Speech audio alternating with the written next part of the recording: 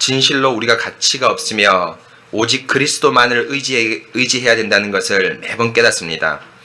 특별히 출애굽기 설교를 통해서 지난 6개월 동안 하나님께서 하나님과의 언약, 예배, 하나님의 그 언약에 대한 전능, 또 예배에 대한 전능이 얼마나 중요하고 또 명확한가를 저희 눈에 밝히 보여주셨습니다. 주님, 오늘 출애굽기 24장 말씀, 바로 출애굽기의 정점에 서 있는 말씀이라고 할 수 있는데, 이 말씀을 통하여서 출애굽기의 그 많은 하나님의 구속 역사를 한눈에 볼 수 있도록 도와주시고, 또 이 본문으로 말미암아 예수 그리스도를 제가 또한 멀리서 볼 수 있는 은혜를 더하여 주시옵소서.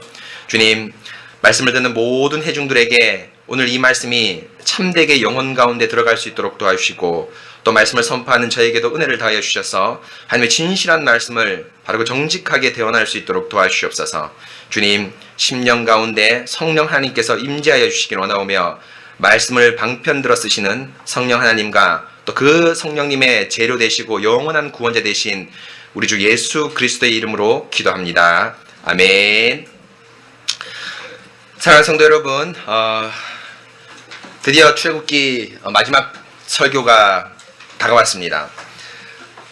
그런데 실제로는 마지막이 아닙니다. 왜냐하면 제가 24장을 마지막으로 설교하려고 했는데, 오늘은 1절부터 11절까지만 설교하고 다음 주에 12절부터 18절까지를 설교를 하겠습니다. 왜냐하면 여러분 보시면 아시겠지만 1절에 보시면 모세가 이르되 너는 아론과 나답과 아비후와 이스라엘 장로 70명과 함께 여호와께로 올라와서 멀리 경배하고가 3절부터 11절까지 내용입니다. 그리고 2절에 너 모세만 여호와께 가까이 나오고 그들은 가까이 나오지 말며 백성은 너와 함께 올라오지 마라는 이 2절의 말씀을 12절에서 시작합니다. 그렇죠? 그래서 이 12절에 보면 모세가 하나님께 올라가지 않습니까? 사실 12절부터 모세가 금송아지 사건 때문에 내려오는 것까지가 12절부터 24장 12절부터 지속된다고 말할 수가 있습니다. 그래서 제가 말씀을 준비하다가 이 두 말씀을 함께 준비하면 좋겠다라고 생각을 했었는데, 성령 하나님께서 이번에 백성의 예배와 경배를 중심으로 하고, 또 다음에는 12절에 보면 모세가 갖는 독특한 중보자적 위치가 있습니다. 그래서 12절부터는 모세가 갖는 독특한 중보자적 위치를 다음 주에 설교하고 최종적으로 출애굽기 설교를 마치도록 하겠습니다. 다음에 또 열심히 말씀을 준비하다가 또 나눠질지는 모르겠습니다. 성령님께서 인도하시는 대로 말씀을 선포하도록 하겠습니다. 먼저 스크립트 1페이지 같이 보겠습니다. 사랑하는 언약교회 성도 여러분, 한 주간 주 안에서 평안하셨습니까? 하나님께서 당신의 약속을 잊지 않고 이스라엘을 애굽에서 탈출시키셨습니다. 바로의 강력한 저항에도 우리 하나님은 10가지 재앙과 홍해 사건으로 당신의 전능을 선포하셨습니다. 하나님께서 온 천하에 보이신 전능은 단지 슈퍼맨과 같은 초능력이 아니라 언약을 이루기 위한 전능입니다. 언약의 전능입니다. 하나님께서는 아무에게나 그리고 아무 때나 전능하지 않고 당신의 언약 백성의 약속을 위해 전능하십니다. 하나님의 이런 놀라운 언약적 전능은 시내산 언약에서 더욱 명확히 드러납니다. 시내산 언약의 대상인 이스라엘은 언약의 대상자가 아니라 오히려 심판의 대상입니다. 출애굽기 5장 21절에서 바로의 눈과 그의 신하의 눈에 미운 것이 되게 하였다. 16장 3절에서는 먹을 것에 대한 불평을 하면서 줄여 죽게 되었도다 라고 하면서 애굽의 고깃가마를 그리워한 죄인들입니다. 하지만 하나님의 언약적 전능은 그런 그들을 언약의 파트너로 삼아주셔서 그들과 함께 언약 맺기를 기뻐하십니다. 이것은 죄를 그냥 넘어가는 기쁨이 아니라 십계명과 수많은 말씀을 통해 언약의 말씀을 신실히 지킬 것을 전제한 기쁨입니다. 언약은 그 기원에 있어서 일방적이지만 유지에 있어서는 쌍방적입니다. 하나님은 말씀을 지키기로 서약한 사람에게 언약을 맺지, 그렇지 않은 사람과는 무턱대고 언약을 맺는 분이 아닙니다. 그 십계명과 수많은 말씀을 통해 하나님의 마음 깊은 곳에서부터 하나님을 사랑하는 사람만이 언약의 대상이 될 수 있습니다. 바로 지난 시간에 선포한 대로 수많은 교무법 이면에 하나님을 직면할 때 진정으로 하나님만을 사랑하는 자, 또 먼저 선포된 하나님의 말씀만을 믿고 순종하며 따라가는 자만이 언약의 대상이 될 수 있습니다. 이렇게 언약은 하나님의 전능과 사랑, 그리고 우리의 아멘이 함께 나갈 때 세워집니다. 하나님과의 약속인 언약은 엄중하고 진지하며 무거우며 우리의 삶 전체를 거는 약속입니다. 바로 이런 약속에 아멘으로 응답할 때 우리는 진정으로 삼위 하나님이 주시는 언약의 기쁨을 누리게 됩니다. 여러분, 하나님께서 우리를 당신의 사랑으로 부르실 때 마음 깊은 곳에서 말씀 지킴으로 그 사랑을 요구할 때 두렵고 떨리지만 아멘으로 나갑시다. 거기에 참 기쁨과 우리의 삶이 있습니다. 오늘은 그 진지함과 두려움 그리고 기쁨을 가지고 언약 체결인 24장의 말씀을 선포하겠습니다. 여러분, 이 앞에 처음 부분은 제가 이제까지 선포한 하나님의 말씀을 요약했는데 한마디로 이 출애굽기는 언약이고 또 이제까지의 역사는 언약에 전능한 하나님의 역사입니다.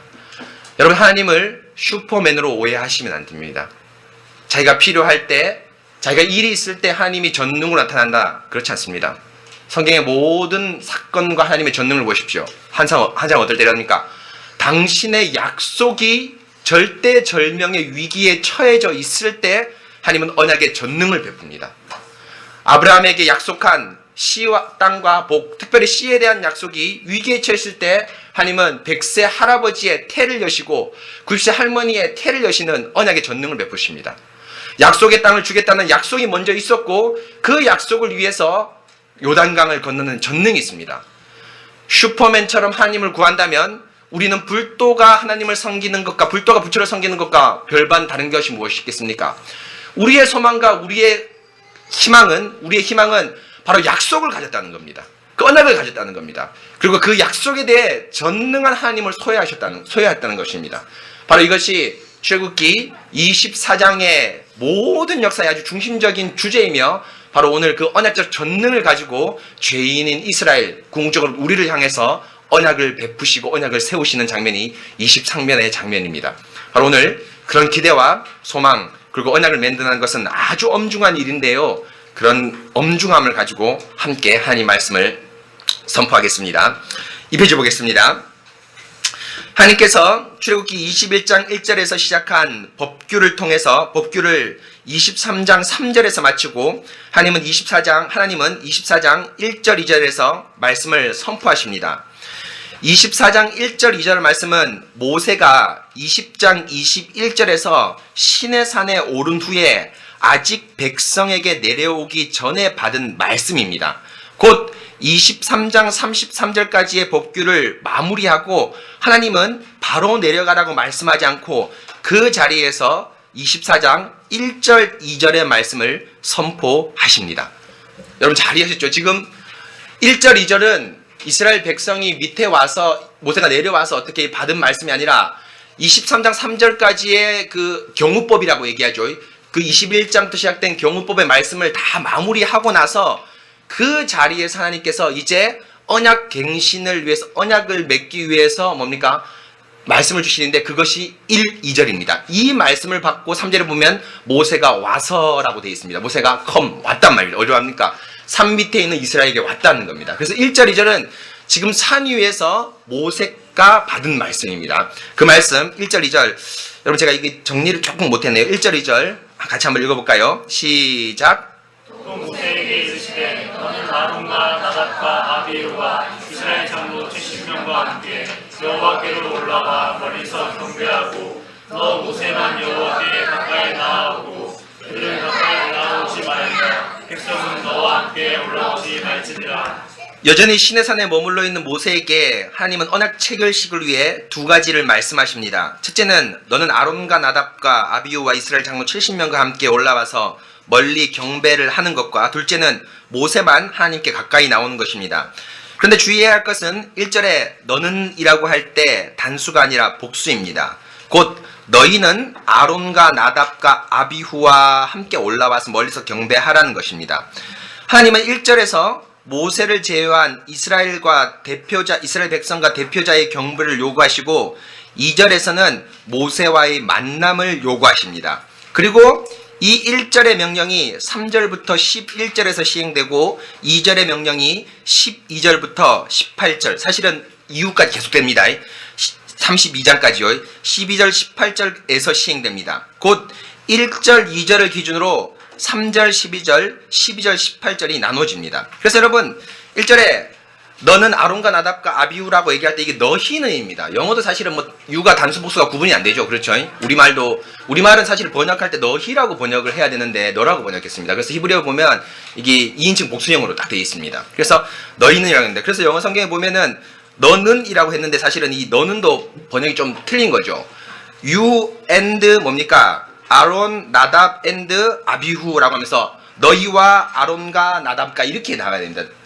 등가 관계로 놔야 되는 거죠. 너는 특별한 걸 의미하는데요. 그게 아니라 등가 관계로 먼저 이스라엘의 대표자를 중심으로 모든 백성이 와서 경배를 하라라고 얘기하고, 두 번째는 그 경배 후에 모세만 가까이 나와서 나한테 소위 말하면 아주 중요한 하나님을 보는 겁니다.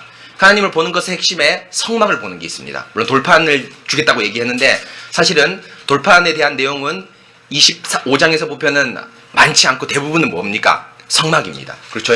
그래서 히브리서 보면은 삼가 산에서 본 식양대로 이 성막을 지었다라고 얘기합니다. 그래서 다음 설교가 바로 이런 주제입니다. 모세가 산에서 본 식양이 뭔가? 라는 것이 바로 이것인데, 바로 이렇게 모세 오늘 말씀은 1절을 중심으로 3절부터 11절까지, 2절을 중심으로 12절부터 18절까지 나누는데 오늘 말씀은 3절부터 11절까지 먼저 말씀을 선포하겠습니다. 3페이지 보겠습니다. 그럼 이제 1절의 명령을 구체적으로 시행한 3절 11절을 중심으로 하나님과 이스라엘이 맺는 언약의 본질이 무엇인가를 선포하겠습니다. 1절 2절의 말씀을 받고 난 후에 모세는 3절에 와서라고 하는데 시내산에서 산 아래 이스라엘에게 내려왔음을 말씀합니다. 곧 언약 체결식을 하기 위해서입니다. 하나님께서 1절에 경배라고 했는데 이것은 단지 일상의 경배, 예배 혹은 제사가 아니라 하나님과 이스라엘이 전무후무한 언약식이라는 것을 모세는 알고 있었고, 그 중대한 언약식을 준비하기 위해 모세는 내려왔습니다. 모세가 내려와서 가장 먼저 한 것이 무엇입니까? 3절 다 같이 읽어볼까요? 시작. 모세가 와서 여호와의 모든 말씀과 그의 모든 율례를 백성에게 전하매. 모세가 언약 체결식을 위해 가장 먼저 시행한 것은 여호와 하나님께서 주신 모든 말씀과 그의 모든 율례를 백성에게 전한 것입니다. 여기서 전하다는 것은 단지 그냥 말했다라는 정도가 아니라 자세히 설명한 것입니다. 그래서 영어번역에 리카운트라고 번역하고 있습니다. 곧 모세는 시내산에서 받은 법규, 특히 법규를 하나씩 자세히, 어찌 보면 설교를 함께 함으로써 자세히 설명했습니다. 그러자 3절에 여호와께서 말씀하신 모든 것을 우리가 준행하리다라고 이스라엘 백성이 대답을 합니다.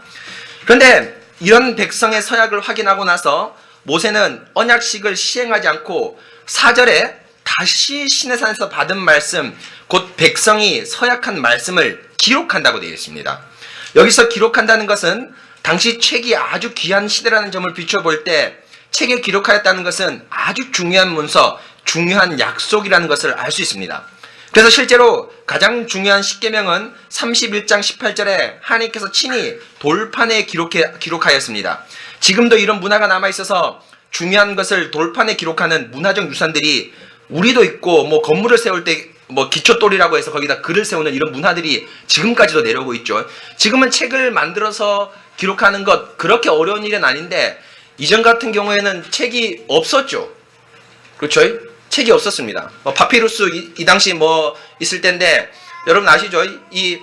그 파피루스가 아니라 뭡니까? 파피루스는 갈대로 만든 거고, 그 가죽으로 만든 그 책을 한 권 만들기 위해서 소를 몇 마리 잡아야 되는지 아십니까?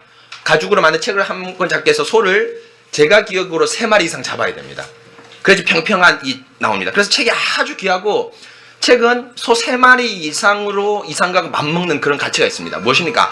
지금 모세가 내려와서 자세히 리카운트했습니다. 설명했습니다. 그런데 그럴 뿐 아니라, 그리고 바로 언약식을 맺으면 될 텐데 또 다시 한번 뭐 합니까? 그것을 뭐 합니까? 기록하는 또 이 일을 또 합니다. 봅시다. 곧 모세는 언약식을 시행하기에 가장 중요한 것은 언약의 말씀이라는 것을 지금 강조하고 있습니다. 기록함으로써요. 그런데 성도 여러분, 이런 언약 말씀의 중요성을 모세는 여기서 멈추지 않습니다. 7절에 보면 책에 기록한 말씀, 곧 언약서를 피라는 예식서의 가장 중요한 순간에 다시 한번 낭독을 합니다. 무슨 말인지 알겠죠? 피를 뿌리기 직전에 언약의 책을 다시 한번 낭독을 합니다. 그리고 다시 한번 백성은 여호와의 모든 말씀을 우리가 준행하리다라고 서약을 합니다. 이렇게 모세는 시내산에서 내려와 가장 먼저 언약의 말씀을 낭독하고 그것을 책에 기록하고 또 그것을 피 뿌리기 전에 다시 한번 낭독하고 서약하게 함으로써 언약식에서 가장 중요한 것이 언약의 말씀이라는 것을 강조하고 또한 알 수 있습니다.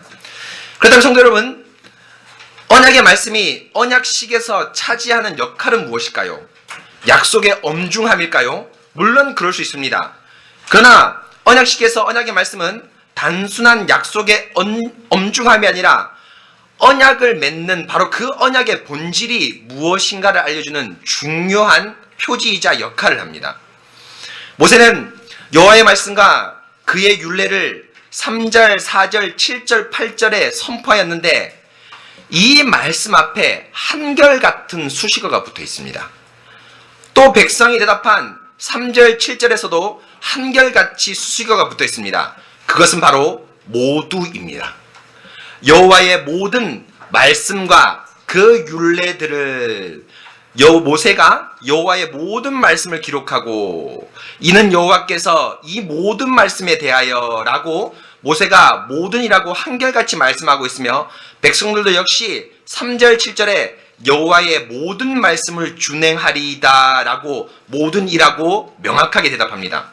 물론 7절에 모든이라는 단어가 구체적으로 없긴 하지만 8절의 백성의 대답을 미뤄봤을 때 모세는 언약서를 낭독했을 때 모두 낭독했을 것입니다. 그렇죠? 지금 모세가 내려와서 여러분 상식적으로 생각해도 3절에 자세히 설명했다 얘기할 때 이게 단기간에 되지 않습니다. 그렇죠? 20장부터 33장까지 21장부터 33장까지 길죠? 그렇죠? 우리도 지금 읽은 것도 긴데 이걸 구두로 설명하는 것은 더 많은 시간을 요하는데 또 모세가 이런 것을 알았기 때문에 신중히 잘 설명했을 것입니다. 그런데 모세가 반복적으로 책에 기록하고 또 피를 뿌리기 전에 다시 한번 낭독함으로써 이 책이 얼마나 이 언약석에서 중요하고 언약의 말씀이 중요하다는 강조하고 있습니다. 그런데 이 강조한 언약의 말씀, 언약의 책 앞에 한결같이 무슨 수식어가 붙습니까? 모두가 붙습니다. 물론 7절에 나오지 않지만 백성이 우리가 여호와께서 말씀하신 모든 말씀을 지키리다라는 그 대답을 봤을 때 그 말씀했을 때도 뭡니까? 모세가 뭐예요? 모든 말씀을 낭독했다는 것이 확실합니다. 그럼 여러분, 그럼 낭독하지 말아야 될 말씀이 있는가요? 부분적으로 낭독해야 될 말씀이 있나요? 그렇죠. 바로 이것을 얘기하고 있습니다. 바로 모두는 무엇인가? 하나님의 말씀을 빠짐없이 전하라고 했는 것인데 그럼 하나님 말씀을 빠짐없이 전한 것, 전부 전한 것이 무엇일까요? 계속 보겠습니다. 사랑하는 성도 여러분, 여기서 왜 모두라고 이야기했을까요? 모세가 산 위에서 받은 말씀 모두를 전해주었다는 의미일까요? 물론 1차적으로 맞습니다. 왜냐하면 시내산에서 모세에게 선포한 하나님의 말씀 모두, 곧 구체적인 법규 모두를 모세는 하나도 빠뜨리지 말고 그것을 전하고 백성에게 그것 전부에 대해서 아멘으로 응답을 받아야 합니다. 백성은 응답을 해야 합니다. 하지만 여기서 모두는 단지 시내산에서 선포된 말씀의 한 글자 한 글자 모두를 의미하는 것 이상 그뿐 아니라 언약의 말씀의 핵심 모두를 선포하라는 것을 의미합니다. 문자를 넘어서 그 언약이 구성하고 있는 하나님 말씀이 구성하고 있는 내용 모두를 의미합니다. 이것은 실제로 법규인 21장 1절에서 23장 30장까지 내용이 두 부분으로 이루어진 것으로 구성하고 있습니다. 여러분, 시내산에서 모세가 받은 법규는 무엇으로 구성되어 있습니까? 우리가 배운 대로 첫 번째 경우법입니다. 구체적인 경우에 하나님을 사랑하고 이웃을 사랑할 것에 대한 구체적인 명령입니다. 그러나 이것뿐 아니라 또 하나 구성되어 있는 것이 있는데 약속입니다. 특히 지난 시간에 선포한 23장 20절에서 33절은 21장 1절과 23장 19절의 이전의 법규와 전혀 다른 성격을 가지고 있습니다. 21장부터 23장 19절은 주로 명령입니다. 종에게 이렇게 하라, 고의적인 살인, 비고의적인 살인에 대해서 이렇게 하라는 등의 약속의 명령 위주입니다. 하지만 23장 20절부터 23장 30절은 명령이 아니라 하나님의 약속입니다. 하나님의 말씀이 항상 너희보다 앞서간다. 요단강을 건너기 전, 여리고를 함락하기 전, 가나안 족속과 싸우기 전 하나님이 항상 먼저 가겠다는 약속의 말씀입니다. 너는 이 약속을 믿고 가나안을 정복하라는 말씀입니다. 시내산에서 선포된 법규는 구체적인 지시사항만 있는 것이 아니라 약속이 함께 있다는 것을 말씀합니다. 여러분 무슨 말인지 이해하셨죠? 지금 모두라는 것은 내용 자체 한 글자 한 글자를 빠져먹지 말고 다 전해라. 이것도 맞습니다. 모세가 신실하게 전했을 것입니다. 그런데 더 중요한 것은 이 시내산의 21장부터 23장까지 구성을 보면은 크게 큰 덩어리로도 두 분이 나옵니다. 그렇죠? 그래서 지난 시간에 설명한 그 약속과 명령, 내가 너희 앞에 먼저 내 사자를 너희 앞에 먼저 보내겠다라는 그 말씀 앞에는 뭐가 나옵니까? 항상 뭐예요? 구체적인 경우를 들어서 너희는 이럴 때 이렇게 하라, 이럴 때 이렇게 하라는 겁니다. 그렇죠? 하나님을 사랑하라는 것이죠. 명령을 통해 사랑하라는 것입니다. 그런데 지난 시간에 말한 내 사자를 너희의 앞서 먼저 보내겠다는 것은 뭘 의미합니까? 하나님의 약속의 말씀입니다. 그렇죠? 내가 먼저 보내겠으니까 항상 말씀이 먼저 가겠으니까 너희는 이 말씀을 믿고 약속을 믿고 어떻게 하라는 겁니까? 따라오라는 겁니다. 곧 모세가 하나님의 말씀을 모두 전하고 백성이 하나님의 말씀을 모두 아멘으로 했다는 것은 우리가 단순하게 그 명령, 그 명령의 말씀, 그것 조항들을 잘 지키겠다는 것을 넘어서서 말씀 안에 포함되어 있는 약속까지도 우리가 아멘 하겠다고 말합니다. 여러분 이것이 무엇일까요? 여러분 우리 하나님의 말씀이 힘이 있고 이렇게 모세가 하나님의 말씀을 강조하는 이유가 뭘까요? 이 말씀에 뭐가 포함되어 있기 때문입니까? 약속이 포함되어 있기 때문입니다. 무슨 말입니까? 하나님의 말씀이라는 것은 여러분 왜 우리에게 희망이 있냐면 우리가 이 말씀을 왜 따라야 되냐면은 그 말씀 문제 자체로 중요하지만 그 말씀을 지킬 때 있는 하나님의 뭐가 있죠? 약속이 있습니다. 바로 이 약속이 있기 때문에 이 말씀은 힘이 있고 이 말씀을 반드시 지켜야 됩니다. 그래서 여러분 우리가 가진 개혁파 신앙의 핵심이 무엇입니까? 뭐죠? 우리가 뭘 소유했다는 것입니까? 약속을 소유했다는 것입니다. 신비주의적 교회에서는 어떤 사람이 신앙이 좋은 사람입니까? 기도응답을 많이 받은 사람이 신앙이 좋은 사람입니다. 1만 번 기도응답을 받은 조지 물러의 기도, 아주 유명한 책이죠. 제가 최소한 추천만 한 10명 이상한테 받은 책입니다. 기도를 했는데 1만 번 이상 응답받았다는 겁니다. 참 대단한 일입니다. 여러분 박수 칠 일입니다. 그런데 여러분 중요한 것은 1만 번 응답받고 안 받고 전에 우리는 뭘 소유해야 됩니까? 하나님의 약속의 말씀을 소유하는 것이 진짜 말씀을 소유하는 것입니다. 여러분 기억나시죠? 예기치 못한 여행. 그 여행에서 그 저자 이름이 기억이 안 나네요. 그 저자가 뭐라고 얘기합니까? 개혁파 신앙의 핵심이 무엇이냐? 우리가 다른 신앙에 비해서 예를 들면 순복음 같은 오순절 계통의 신앙에 비해서 우리는 뭘 가지고 있냐? 하나님의 말씀이 이루어지는 현실을 보지 못하더라도 우리는 뭘 소유하고 있다? 약속을 소유하고 있다는 것입니다. 바로 모세가 모두 전했다는 것은 큰 덩어리라도 명령과 약속을 하지만 그 명령 이면에도 다 말씀에 뭐가 배어 있습니까? 약속이 배어 있습니다. 바로 이스라엘 백성이 이제 이 말씀만을 믿고 나가야 될 텐데 사실은 그 문자를 믿고 나가는 것이 아니라 문자 이면에 녹아있는 뭘 믿고 나가는 겁니까? 가나안 땅을 주고 내가 너희 하나님 되겠다는 그 약속만을 믿고 나가는 것입니다. 바로 이것이 언약의 본질입니다. 언약은 무엇입니까? 하나님과의 교제인데 그 교제를 어떻게 소유합니까? 하나님을 어떻게 소유합니까? 약속으로 소유합니다. 현실로 소유하지 않습니다. 하나님이 뭘 줬기 때문에 뭘 이뤘기 때문에 하나님을 소유하는 것이 아니라 이 강단의 말씀을 약속의 말씀을 받고 이 말씀 가운데 평생 힘들고 고생할지 모르지만 시편 88편 뭡니까? 어둠만이 나의 친구입니다.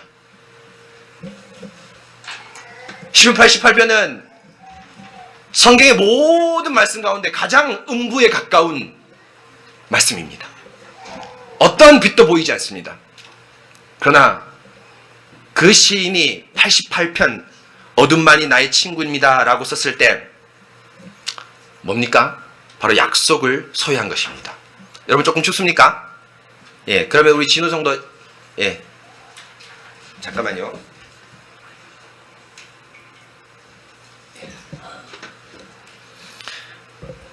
바로 예. 예. 바로 여러분 약속을 소유하는 것이 이렇게 중요하기 때문에 모세가 모든이라고 적었습니다. 계속 보겠습니다. 5페이지입니다. 사랑하는 성도 여러분, 약속이 함께 있다는 것은 무엇을 의미합니까? 그것은 바로 모든 명령은 철저히 이 약속에 의존하고 있다는 것을 알려줍니다. 경우법은 구체적인 경우에서 하나님을 사랑하는 것을 보이라는 하나님의 명령입니다. 그런데 그 명령은 항상 그 명령을 지킬 때 얻게 되는 하나님의 약속에 의존하게 되어 있습니다. 예를 들면 21장 종에 대한 법에서 종이 6년이 지나 자유인으로 풀려날 수 있는 좋은 기회가 있음에도 예배를 위해서 영원히 종으로 남고자 서약할 때 하나님은 그 엄청난 인간적 기회를 상쇄시킬 만큼의 약속을 주시는데 그것은 바로 예배 가운데 하나님의 만나는 기쁨을 약속하십니다. 그 종이 결국 내가 나가서 자유인이 되지 않겠노라 라고 말씀하는 이유는 예배를 통해 만나는 하나님의 약속을 의존하기 때문입니다. 그 말씀은 결국 말씀 이면에 놓아 있는 약속에 의존하는 것이고 그 약속이 결국 말씀을 지키는 힘입니다. 하나님은 다양한 경우에 이렇게 행동할 것을 경호법을 통해 명령하시는데 그 명령은 우리에게 손해가 아니라 하나님과의 언약적 만남을 담보하는 명령입니다. 곧 말씀은 약속에 의존하고 있습니다. 바로 이것이 하나님 말씀의 핵심입니다. 하나님은 단지 하나님의 자기 만족을 위한 요구가 아니라 우리를 위한 하나님이 우리에게 자신을 주겠다는 약속을 항상 담지하고 있는 약속 있는 말씀입니다. 말씀을 주십니다. 비록 약속의 성취까지는 시간적 간격이 있을지 모르지만 항상 그 말씀은 하나님과의 언약적 만남과 교제 그리고 그 안에서 인간에서 유비를 찾아볼 수 없는 기쁨을 가득 품고 있습니다. 따라서 결국 이스라엘이 말씀을 지키는 것은 폭군의 지시를 듣는 것이 아니라 가장 자애로운 하나님의 약속의 말씀을 듣는 것입니다. 아멘. 그렇죠? 여러분 지난 시간 우리가 성령님의 자유에 대해서 얘기했는데 제가 그 설교를 할 때 잠깐 코멘트하지 않는 것이 있습니다. 자유라고 하면은 우리는 보통 뭐라고 생각합니까? 방종의 기운 자유로 생각할 수 있는데 우리 하나님은 무한히 자유로운 분으로 그 자유를 폭군처럼 우리에게 행하시는 것이 아니라 가장 현명하고 아름답게 사용합니다. 그렇죠? 우리의 자유는 오염되어 있습니다. 자기 중심으로 오염되어 있습니다. 그러나 하나님은 항상 여러분 뭐죠? 우리를 위한 하나님. 여러분 기억나시죠? 하나님이 우리를 언제 예정하셨습니까? 창세전에 예정했죠. 영혼에서 예정했죠. 제가 이 설교를 할 때 뭐라고 했습니까? 하나님은 이미 자신의 본질에서부터 누구를 품고 있었다? 우리를 품고 있었다. 영혼은 시간이 아닙니다. 그렇죠? 아담부터 시간이 시작됐죠. 그 이전에 시간이 없습니다. 그러나 창세전에 우리를 택했다고 하나님께서 말씀했습니다. 그럼 택한 시점이 언제인지 모릅니다. 그렇다면 뭘 의미할까요? 성부, 성자, 성령이 시간이 쭉 흐르면서 영혼에서 시간이 흐르면서 어느 순간에 우리를 택하자라고 택한 것이 아니라 그 끝도 알 수 없고 기원도 알 수 없는 영혼부터 영혼까지 계신 삼위 하나님의 본질 자체에 누구를 품고 있었던 것입니까? 우리를 품고 있었던 것입니다. 바로 우리를 위한 하나님이 약속을 주시고 그 약속을 이 땅에서 실현시켜 나가는 것, 그것이 바로 언약이고 교제고 그것이 바로 구속사입니다. 여러분 구속사는 뭘까요? 약속의 성취의 역사입니다. 하나님의 약속이 그리스도 안에서 얼마든지 이해가 되었다. 고린도 후서에 바울이 말씀하지 않습니까?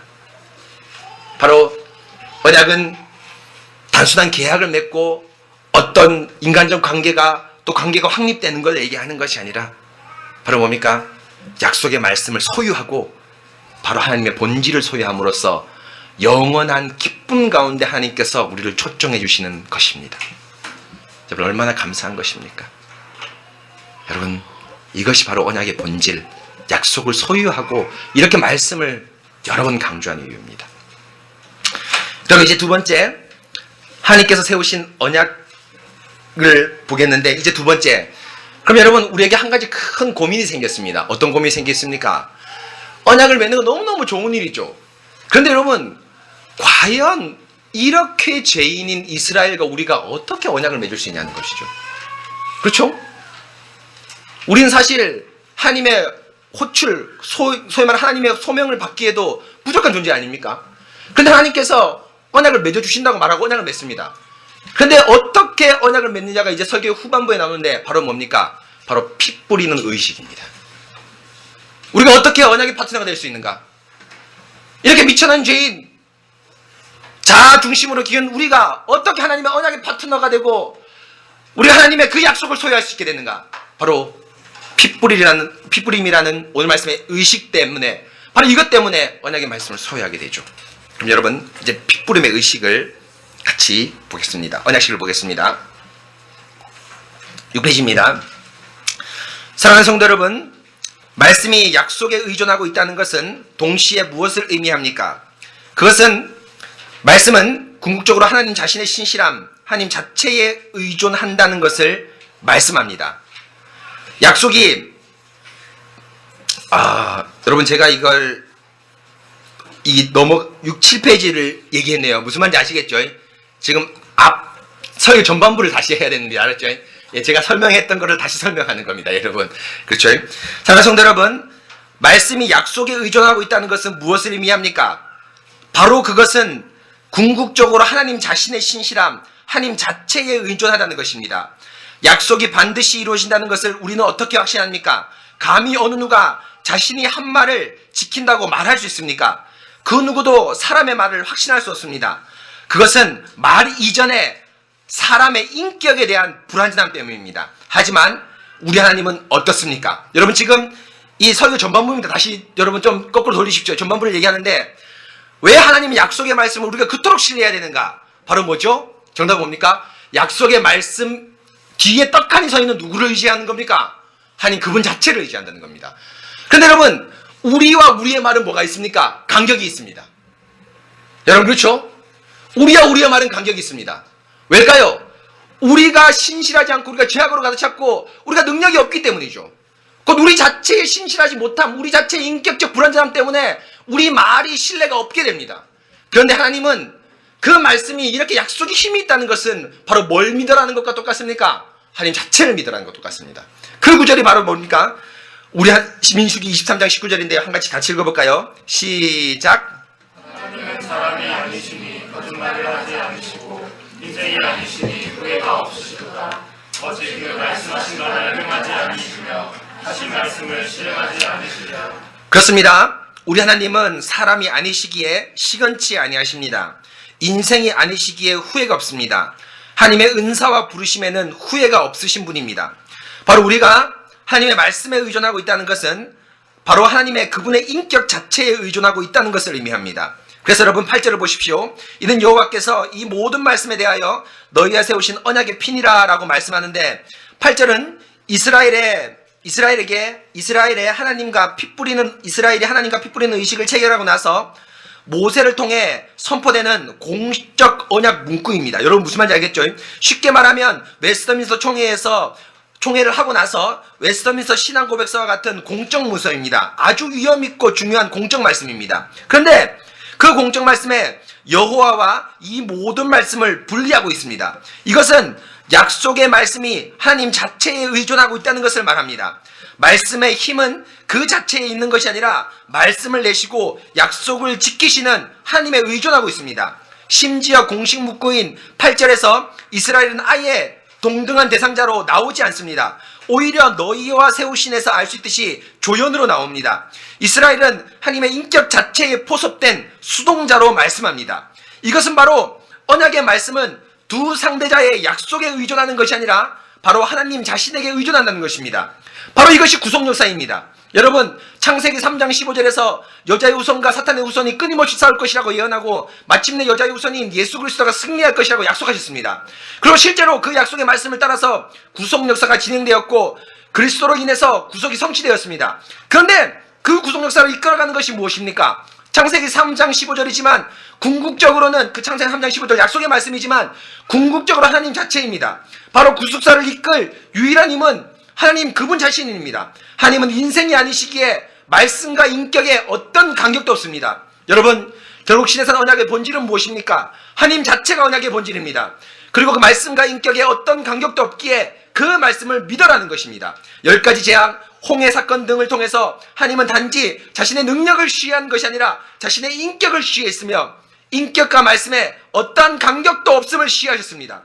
그러기에 십계명과 복귀를 통해서 그 말씀을 지키고 그 말씀 이면에 서 있는 하나님을 신뢰하라는 것입니다. 동시에 그 하나님을 신뢰한다면 동시에 말씀을 지키라는 것입니다. 말씀과 인격에 어떠한 간격이 없다는 것을 알려주십니다. 말씀을 지키는 것이 하나님을 신뢰하는 것이고 하나님을 신뢰하는 것이 말씀을 지키는 것입니다. 이스라엘은 이제 시에산 언약을 통해 말씀에 서약할 것입니다. 그러나 이것은 하나님에게 자신을 드리는 것입니다. 여러분, 언약은 말씀과 더불어 역사하시는 하나님과 나누는 최고의 친밀함입니다. 바로 이스라엘은 시내산에서 가장 친밀한 하나님 자체로 초대받았으며 그 친밀함에 자신을 역시 드러내시면서 자신을 드러내시면서 말할 수 없는 언약 관계에 초대받았으며 그 친밀함에 자신을 역시 드리면서 말할 수 없는 언약 관계에 들어갑니다. 삼위 하나님은 서로를 향해 삼위일체 하나님을 가졌던 그 친밀함이 이제 교회적으로 최초로 시되는 장면이 바로 출애굽기 24장의 언약을 맺는 장면입니다. 여러분, 이 마지막 문장 잘 이해하셨죠? 선하신 하나님에 잘 나옵니다. 삼위 하나님이 원래부터 뭘 가지고 있었습니까? 서로에 대한 친밀한 언약을 가지고 있습니다. 이거를 조금 어려운 말로 뭐라고 얘기하죠? 평화 언약입니다. 그렇죠? 이 평화 언약을 우리에게 초청해 줬습니다. 어디서부터? 제가 얘기한 대로 영혼에서부터 초청해 줬는데 실행은 창조부터 시작됩니다. 그렇죠? 창조부터 시작되죠. 그런데 그것이 공적인 교회로 정식으로 초대받는 장면이 바로 어느 장면입니까? 바로 뭡니까? 신해선 언약입니다. 바로 신해선 언약은 말씀의 초대인데요. 말씀의 초대인데 그 말씀의 초대는 바로 뭘 의미합니까? 하나님 자체로 초대받는 겁니다. 그렇죠? 여러분, 얼마나 감동적인 일입니까? 여러분, 결국 우리 남자 여자가 혼인을 맺고 결혼을 한다는 것은 뭘 의미합니까? 그 사람에게 초대받고 그 사람을 초대하는 것을 의미합니다. 다른 어떤 것이 아닙니다. 바로 이런 인격적 교제의 친밀함, 바로 말씀과 뭡니까? 인격과의 어떤 간격도 없는 하나님이기 때문에 가능합니다. 바로 이것이 신해산 언약의 본질입니다. 그럼 이제 두 번째, 이런 초대를 어떻게 받을 수 있는가? 이런 친밀함을 어떻게 받을 수 있는가? 바로 핏부림이죠. 계속 보겠습니다. 사랑하는 성도 여러분, 신해산 언약은 말씀을 방편 삼아 하나님과 말할 수 없는 친밀한 교제 가운데 들어가는 것입니다. 곧 삼위일체 하나님이 가졌던 언약을 미천한 인간이 소유할 수 있는 놀라운 특권입니다. 하지만 성도 여러분, 이런 놀라운 특권 앞에 우리는 커다란 벽에 부딪히게 됩니다. 어떻게 반역하고 하나님과 모세를 배척했던 이스라엘이 언약을 맺을 수 있습니까? 근본적으로 죄인인 우리가 어떻게 하나님을 소유할 수 있습니까? 바로 그 정답이 오늘 언약식에서 나옵니다. 3절 4절에 모세가 여호와의 모든 말씀을 낭독하고 그 말씀을 기록하고 나서 산 아래 제단을 쌓고 12지파대로 또 12기둥을 세웁니다. 제단은 하나님을 대표하고 12기둥은 이스라엘을 대표합니다. 그리고 나서 5절에 이스라엘의 청년들을 대표로 해서 여호와께 번제와 화목제를 드리게 합니다. 그리고 6절부터 11절은 번제와 화목제의 구체적인 실행입니다. 번제는 말 그대로 불로 태우는 제사로 핏부림이 아주 중요한 제사의식이고, 화목제는 말 그대로 제사를 통해 하나님과 화목해 되는 것으로 제물을 하나님과 제사 드리는 사람, 제사자들이 함께 나누는 것이 핵심입니다. 이 두 제사를 함께 드린다는 것은 번제를 통해 이루어진 핏부림으로 말미암아 화목제로 나가는 하나님과의 친교를 누립니다. 이런 제사의 관점에서 볼 때 6절과 8절은 뭐죠? 번제입니다. 그렇죠? 6절과 8절 피 뿌리는 의식까지는 번제이고 9절과 11절은 지금 뭘 하는 거죠? 화목제입니다. 물론 여러분, 화목제는 예를 들면은 같이 끝나고 식사만 있는 건 아닙니다. 제사를 드리는 건 아닙니다. 그런데 이 번제와 화목제가 함께 나왔다는 것은 이 화목제하고 번제를 한 세트로 드리면서 뭡니까? 화목제의 그 앞부분을 번제가 대용했다는 걸 의미합니다. 그래서 6절과 8절은 번제, 9절과 11절은 화목제인데, 화목제는 사실 번제부터 시작됐다고 해도 과언이 아닙니다. 그렇죠? 쉽게 이해하셨죠? 이렇게 두 제사를 통해 언약을 맺는데, 두 제사 가운데 핵심은 역시 번제입니다. 그 중에서도 핏부림입니다. 왜냐하면 번제의 핏부림을 통해 이스라엘이 속죄를 얻고 그 속죄로 말미암아 하나님과 화목할 수 있기 때문입니다. 바로 핏부림이 번제의 핵심이요. 핵심 요소이며 화목제를 여는 길이며 이것은 하나님과의 친밀한 관계인 신의 언약을 성립케 하는 것입니다. 그럼 여러분, 이 핏부림은 과연 무엇을 의미할까요? 오늘 말씀 8절에 보면 모세가 백성에게 피를 뿌리고 나서 이는 여호와께서 이 모든 말씀에 대하여 너희가 세우신 언약의 피니라 라고 공적 말씀을 선포합니다. 아주 특이한 것은 이 공적 말씀에서 8절에서 피를 분명히 백성에게 뿌렸지만 백성에게 생명을 담보하라는 등의 백성이 마땅히 해야 할 요구가 없습니다. 곧 6절에 제단에 피를 뿌렸다고 하는데 제단은 위에서 말씀대로 하나님을 의미합니다. 하나님에게 피를 뿌렸다는 것인데 이것은 하나님 스스로가 언약 말씀에 대해 약속을 지키겠다는 자신의 생명을 담보하는 것입니다. 하나님 자신이 담보가 되어서 약속을 지키겠다는 피의 약속입니다. 그렇다면 8절에서 백성에게 피를 뿌렸다면 백성이 반드시 그 약속을 지켜야 하고 그렇지 않을 때는 생명을 담보한다는 서약이라고 말할 수 있습니다. 그런데 8절의 공적 문서에서는 특이하게 백성이 이행해야 할 책임이나 행동 지침이 나오지 않고 오히려 하나님이 언약을 세웠다는 것에 포커스가 맞추어져 있습니다. 곧 8절 후반부를 지각하면 이것은 언약의 피인데 이것은 하나님이 세우신 것이다. 이 말씀을 따라서 너희와 함께입니다. 하나님이 언약을 세웠다는 것에 강조가 있습니다. 곧 언약의 피를 뿌리는 방식을 그리고 또 언약을 세우겠다고 말씀합니다. 곧 하나님은 언약을 세우실 뿐 아니라 그 세우시는 방법까지도 공적 문서인 8절에서 말씀합니다. 언약식의 두 상대자가 동등한 조건으로 언약을 맺는다는 것이 아니라 하나님 편에서 일방적으로 피를 뿌리는 방식으로 언약을 세우겠다고 말씀합니다. 그리고 그 혜택은 이스라엘이 받습니다. 여러분 힘차게 제가 좀 빨리 읽었는데요. 여러분 이해하셨습니까? 지금 피를 뿌립니다. 상대방에게 피를 뿌리는 것은 뭡니까? 여러분 뭡니까? 항상 이 소위 말 고대 군동에 보면 피를 뿌린다는 것은 무슨 약속입니까? 생명을 담보하는 약속입니다. 그런데 아주 특이하게 제단은 하나님을 상징하고 12기둥은 이스라엘을 상징합니다. 제단에 피를 뿌렸다는 것은 하나님 스스로가 내가 이 약속의 말씀을 지키지 않을 때는 뭘 하겠답니까? 생명을 내놓겠다는 하나님 자신에게도 아주 위험한 약속을 시행하십니다. 그렇다면 이스라엘도 피를 뿌렸다는 것은 이스라엘도 생명을 담보하는 것이겠죠. 상식적으로. 그렇다면 이 8절에 너희도 이렇게 하지 않을 때는 이렇게 해야 된다라는 어떤 조건 사항들이 기록되어 있는 게 다양합니다. 그래서 제가 후반부에 달아놨지만은 아비멜렉과 아브라함이 우물을 가지고 맹세할 때 동등한 조건으로 계약을 합니다. 그 공적인 거기 창세기 20몇 장에 나옵니다. 그런데 이 8절 문석에 이것은 하나님의 언약이다 라고 나옵니다. 이것은 하나님 언약인데 그 언약이 하나님이 세웠다 라고 되어 있습니다. 그런데 여러분 그리고 너희와 함께 라고 이렇게 뒤에 되어 있습니다.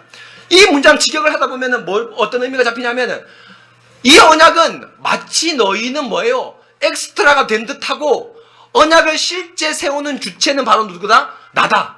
그리고 그 언약을 어떻게 세우냐? 언약의 피라고 얘기하면서 하나님께서 피를 뿌리는 방식으로 언약을 세우겠다고 말씀합니다.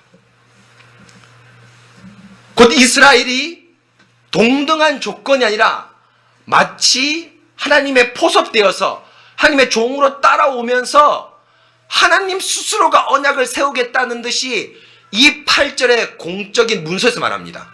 그리고 그 방식은 언약의 피, 곧 피를 뿌리는 겁니다. 여러분 이 말이 무엇일까요? 동등한 조건이 아니라 하나님 스스로가 언약을 세우고 피를 뿌리는 방식으로 언약을 세운다는 것이 과연 무엇일까요? 바로 이 말씀이 구약 전체를 휘감고 있는 것인데 특별히 이사야서 52장에 나옵니다. 계속 보겠습니다. 9페이지. 사랑하는 성도 여러분, 그렇다면 과연 하나님 스스로 언약을 세우겠다, 언약에 피를 뿌리겠다는 것이 무엇입니까? 13절부터 15절, 이사야서 52장 13절부터 15절입니다. 함께 읽어보겠습니다. 시작. 내 종이 형통하리니 앞으로 높이 들려서 지극히 존귀하게 되리라. 저녁엔 그의 모양이 타인보다 상하였고 그의 모습이 사람들보다 상하였으므로 많은 사람이 그에 대하여 놀랐거니와 그가 나라들을 놀라게 할 것이며 왕들은 그로 말미암아 그들의 입을 봉하리니 이는 그들이 아직 그들에게 전파되지 아니한 것을 볼 것이요 아직 듣지 못한 것을 깨달을 것입니다. 이사야 52장 13절 이하는 우리가 잘 아는 종의 노래 가운데 있는 한 문맥입니다. 그런데 그 종의 노래 가운데 15절에 보면 그가 나라를 놀라게 할 것이라 라고 말씀합니다. 이것은 여호와의 종이 포로로 잡혀간 사람들을 구원하는 것을 말씀합니다. 열국을 쳐서 백성을 포로에서 돌아오게 하겠다고 예언합니다. 바로 14절에 여호와의 종이 포로로 끌려간 이스라엘 사람들을 위해 나라를 놀래게 해서 이스라엘을 구원하겠다고 말합니다. 이런 15절에 여호와의 종의 구원을 보고 왕들이 입을 봉할 만큼 놀란다고 말씀합니다. 왜냐하면 열국을 놀라게 하는 자가 왕이나 장수가 아니라 14절에 나온 대로 타인보다 상하였고 사람들보다 상한 곧 상처투성이에 피 흘리는 사람이기 때문입니다. 곧 왕들이 백성을 구원하는 방법과 전혀 다른 방식으로 구원하는 것 때문에 놀란 것을 말씀합니다.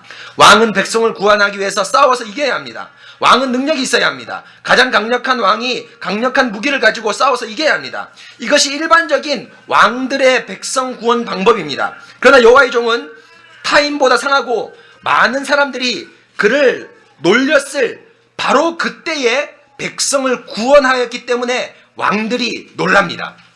그런데 여기서 왕들이 입을 봉할 정도로 놀란다고 하였는데 그 놀란 이유는 실제로는 보면 15절에 구체적으로 나옵니다. 15절에 그가 나라를 놀라게 할 것이며 라고 말씀하는데 이것은 14절에 여호와의 종이 이스라엘을 구원하는 방식입니다. 그렇죠? 그가 나라를 놀라게 하는 것이 이스라엘 백성을 구원하는 방식인데 곧 나라를 놀라게 해서 백성을 구원합니다. 그런데 놀라게 한다는 것은 말 그대로 깜짝 놀라게 한다는 것이 아니라 직역하면 그가 많은 나라를 뿌릴 것입니다. 영어 번역에서 한결같이 뿌린다라고 번역을 하고 있습니다. 곧 의역을 하면 열국을 던진다는 것인데 지금 이사야가 던진다는 단어가 있음에도 불구하고 뿌린다는 단어를 명확하게 쓰고 있습니다. 그 14절에 여호와의 종이 구원하는 방식을 정확하게 말씀하는 겁니다. 무엇입니까? 바로 구약 제사에서 죄 가운데 빠진 이스라엘을 구원하는 방법, 핏부림의 제사라는 방식으로 구원한다고 말합니다. 그걸 레위기 제사에서 핏부림은 이스라엘이 죄에 빠졌을 때 구원을 얻는 방법입니다. 지금 이스라엘의 바벨론 포로는 죄에 빠진 상태이고 14절에 여호와의 종이 그 죄에 빠진 이스라엘에 대해 핏부림으로 구원한다는 것이 이사야의 말씀입니다. 그리고 수많은 제사 가운데 나타난 핏부림은 궁극적으로 신해산 출애굽기 24장의 신해산 언약에서 기록하고 있습니다. 그렇습니다. 열국의 왕들이 입을 봉할 정도로 놀란 것은 전혀 다른 방식, 인간사에서 찾아볼 수 없는 여호와의 종의 죽음, 피의 뿌림의 방식으로 이스라엘을 구원하기 때문입니다. 바로 이것이 굳이 이사야가 뿌린다라는 단어를 쓰는 이유입니다.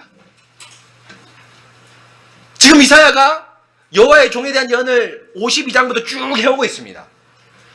그런데 열국을 놀라게 할 것이다 라고 얘기했는데 우리는 의역이 조금 많이 들어갔습니다. 그렇죠? 우리는 좀 의역이 많이 들어갔습니다. 그런데 히브리어가 그렇고 영어도 한결같이 열국을 스파클링 뭡니까? 뿌린답니다. 좀 의역하면 던진다죠. 그런데 던진다라는 히브리 단어가 있을까요? 없을까요? 있습니다. 없는 게 아닙니다. 그런데 여러분 뭡니까? 스캐터. 여러분 뭔지 알겠죠? 물을 흩어 뿌리는 것처럼 뿌린다는 단어를 쓰고 있습니다. 일부러 쓰고 있습니다. 영어 번역자들이 이것이 하도 특이해서 여러분 뭡니까? 다르게 의역할 수도 있었지만은 뭡니까? 스로 같은 걸 의역할 수도 있지만은 던진다는 걸 의역하지 않고 뿌린다는 걸 그대로 번역하고 있습니다. 왜일까요? 이사야의 머리 가운데 지금 포로 상태는 어떤 상태입니까? 이스라엘의 힘이 없어서 끌려간 상태가 아니라 뭐죠?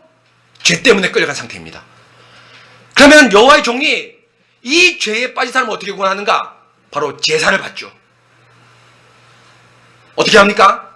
특별히 번제. 그렇죠? 여러분 번제의 핵심은 뭡니까? 두 가지죠. 속죄와 거룩입니다. 화목제는 펠로십입니다. 친교입니다. 특별히 뭡니까? 제단에 피를 뿌리는 방식으로 이스라엘이 속죄를 받습니다. 바로 이사야의 머리 가운데 여호와의 종은 반드시 어린 양의 피를 뿌리는 방식으로 이스라엘을 구원할 것이다. 그리고 그것은 궁극적으로 어디로 올라갑니까? 제사를 찾아서 올라가니까 어디가 나옵니까? 출애굽기 24장 시대선 언약에서 최초로 피를 뿌리는 방식으로 하나님께 제사 드리는 방식이 처음 등장합니다. 무엇입니까? 바로 뭡니까? 지금 하나님께서 이스라엘에게 왜 피 뿌리는 의식, 너희는 종이 되고 너희는 엑스트라가 되고 내가 주도권이 되어서 언약의 피를 세우겠다, 언약을 세우겠다 라는 방식을 얘기하는 것은 바로 이 구약의 언약 자체가 너희의 불신실함으로 지속되고 항구되지 않을 거라는 걸 알았습니다. 그럼에도 불구하고 하나님께서 이 언약을 누구를 통해서 갱신시켜 주시는 것을 말씀합니까? 바로 누굽니까? 우리 주 예수 그리스도입니다.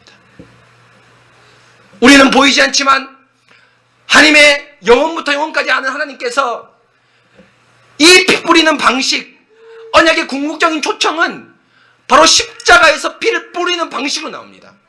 여러분 기억나시죠? 출애굽기 설교할 때 얘기했습니다. 예수님께서 입에 뭡니까? 뭘 들고 있습니까?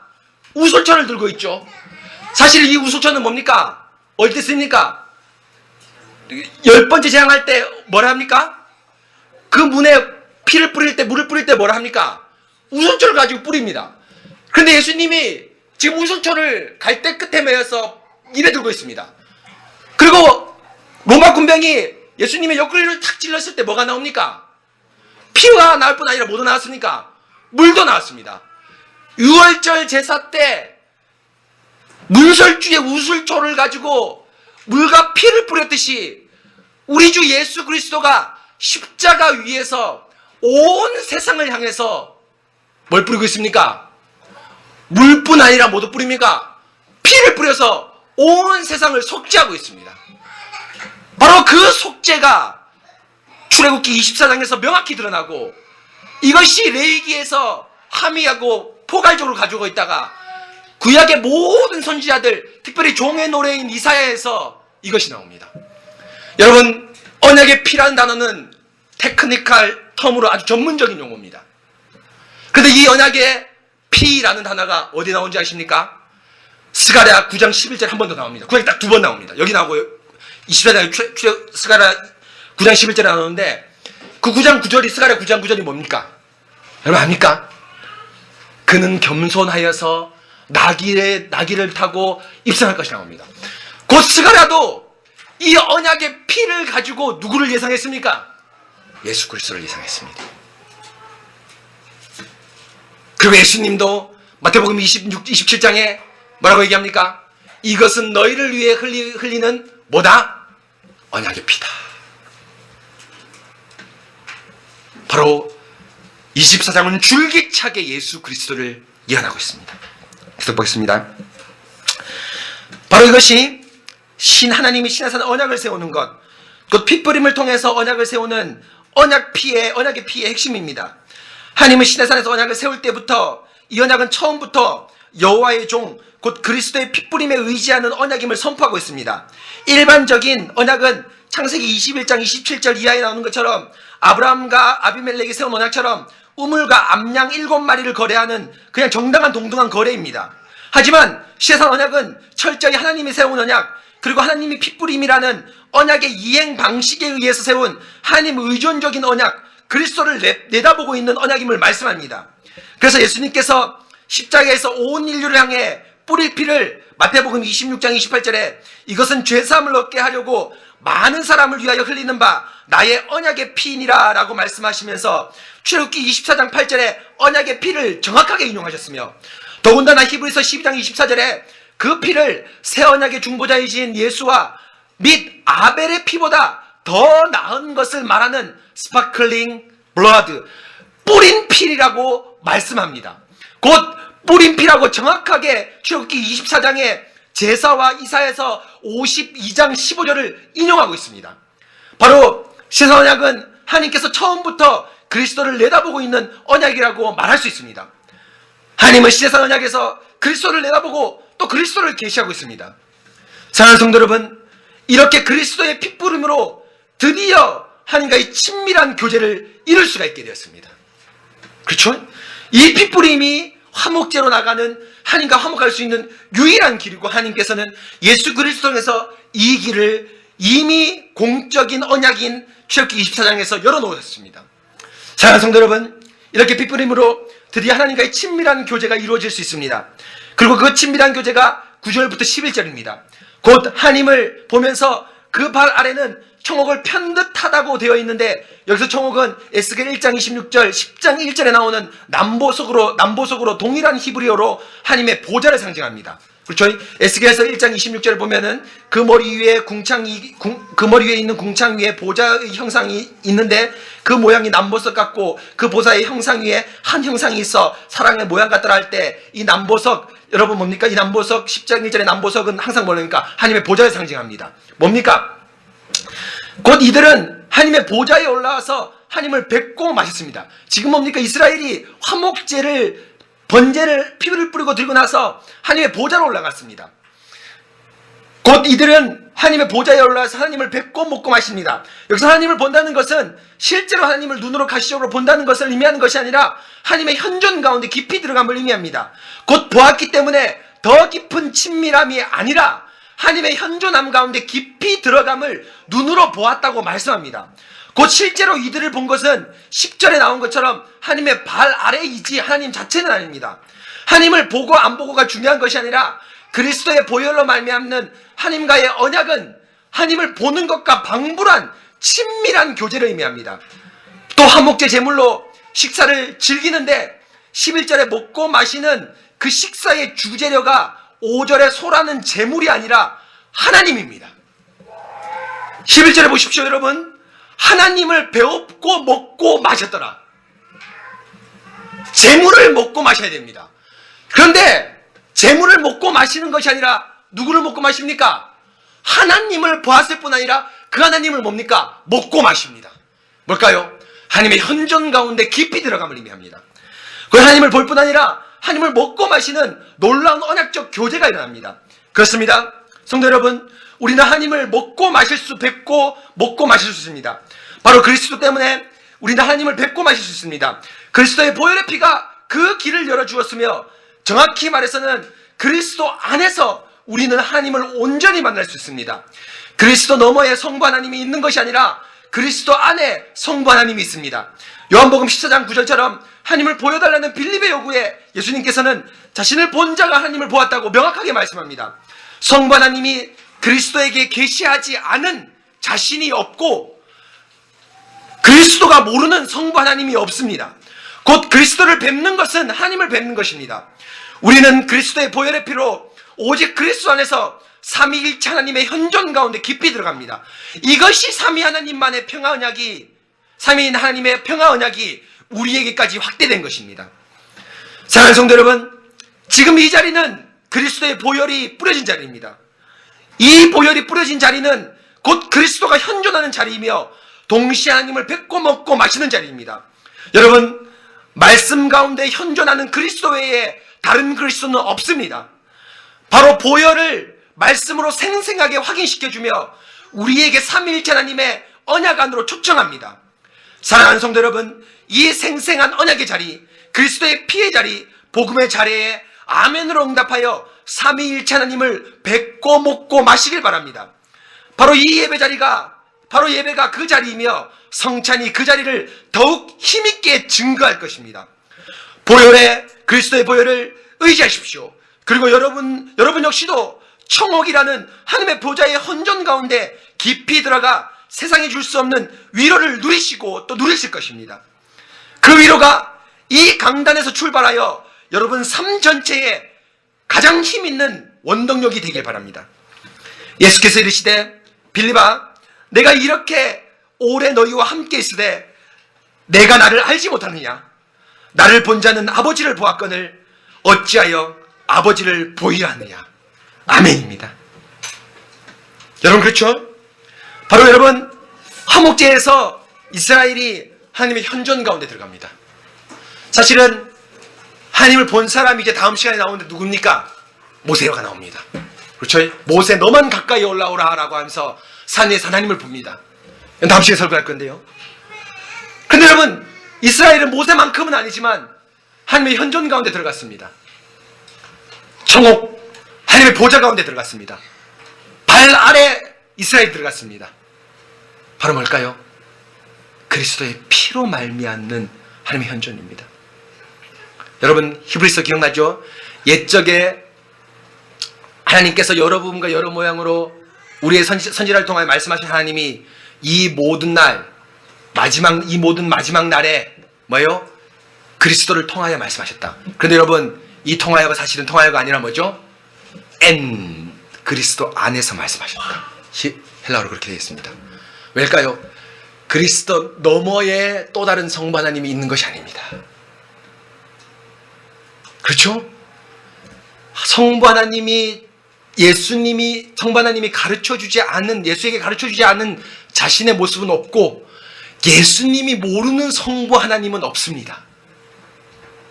그래서 우리가 섬기는 하나님 어떤 하나님이죠? 예수 그리스도의 하나님입니다. 그렇죠? 예수 그리스도의 하나님 아닙니까? 그래서 여러분 이 모든 날 마지막에 여러분 제가 얘기했죠?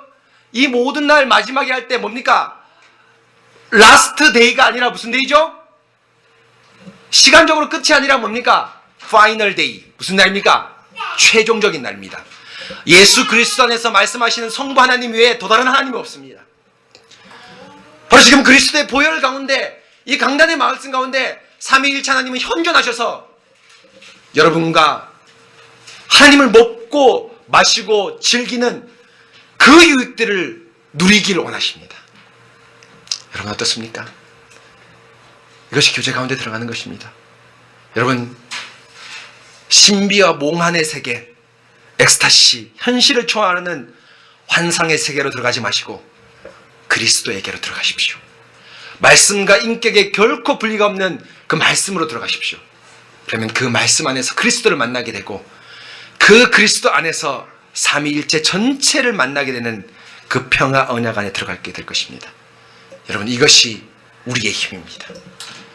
이것이 언약교회의 힘입니다.